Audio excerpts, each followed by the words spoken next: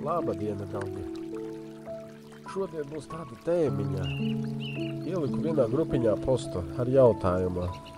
Vērsos pie tautiešiem. Ko cilvēki domā par karmu, par dievu, par visumu un tādām lietām? Un viens vīrietis uzrakstīja, ka tie visi ir suņa murgi un tādas lietas, ka tie kari, kas notiek šobrīd, un ka cilvēki iet bojā, un tas, un viss pārējais, ka tas nevarētu būt, un neviens tādu nežēlību nav pelnījis, un tādas lietas. Jūs pat iedomāties nevarat, cik ļoti es gribētu, lai cilvēkiem atverās acis. Lai cilvēki saprot realitāti, lai nāk pie apziņas, lai atmostās. Es pilnīgi man zosādi uzmetās, kad es lasu tādus komentārus. Es nezinu, kā to pareizi izskaidrot, bet jā. Izteikšu vēlreiz, mēģināšu savu viedokli.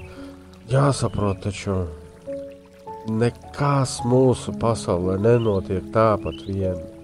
Viss ir izplānots. Visas masveida slepkavības, kas ir masveida kaut kādi bojā ejas masveida, viņas ir iepriekš izplānotas. Tās visas dvēseles ir izplānojušas. Viņas zina, ka viņas tiks tātad iesbojā tajā un tajā vietā, tajā un tajā laikā.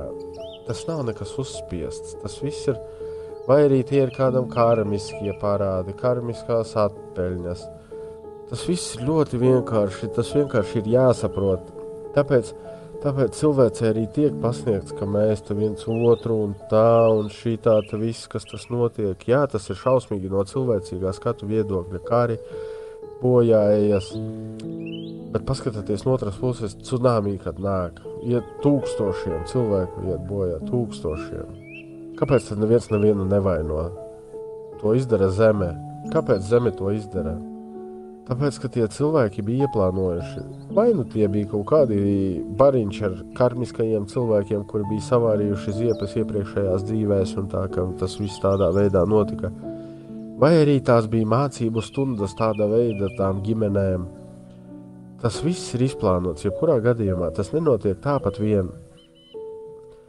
Visas vardarbības, jā, ir kaut kādas dvēseļu daļas, kuras patrāpās zem neplānotajām bojājām un tādām lietām. Tātad ķermenis iet bojā neplānoti vai ne.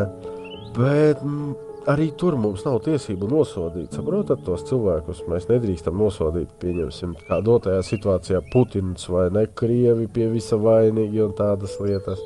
Viņš arī ir dvēseli, viņš ir nācis uz šīs pasaules, lai iegūtu savu mācību stundu. Viņam ir savs plāns. Kādas mums ir tiesības nosodīt citu cilvēku, citu dvēseli par to, ka viņa pilda savu uzdevumu?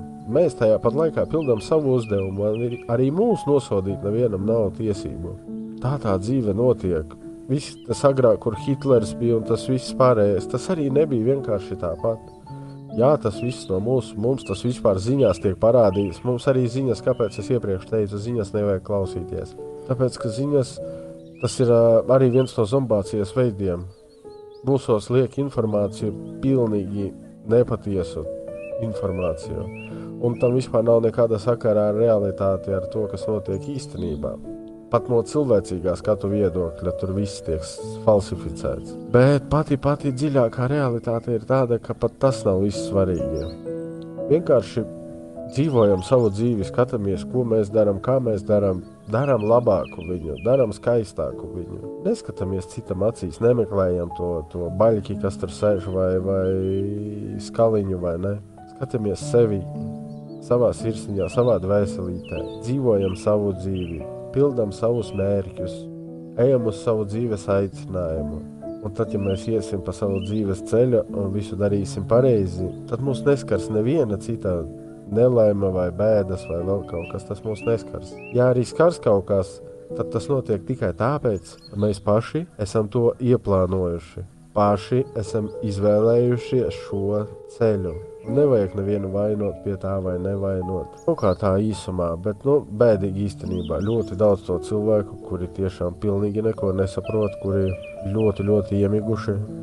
Katram ir savs attīstības līmenis, Katram ir savs laiks, katram ir savs ceļš. Ir jāaiziet. Protams, dvēseles ir tās ļoti daudz dvēseli, kuras ir pirmo reizi iemiesojušās cilvēka ķermenī. Viņām ir ļoti tāls ceļš vēl ejams, ļoti tāls. Un ir jāaiziet daudz situācijas, dažādākās. Un, protams, ka viņas nesapratīs. Tas ir arī normāli, tas mums ir jāpieņem un jāsaprot. Bet, sāpīgi ir īstenībā. Gribētos, lai visi saprot, visi atmostās un visi iet uz to gaismu, vai ne? Bet, kā ir, tā ir. Mēs ejam savu ceļu, mēs darām savas lietas. Mēģinam, protams, citos arī iedegt. Pēc iespējas vairāk tās gaismiņas, atmodināt tās dvēselītes. Cik jau būs mūsu spēkos, tik mēs darīsim. Labais vairo labo, vai ne, draugi?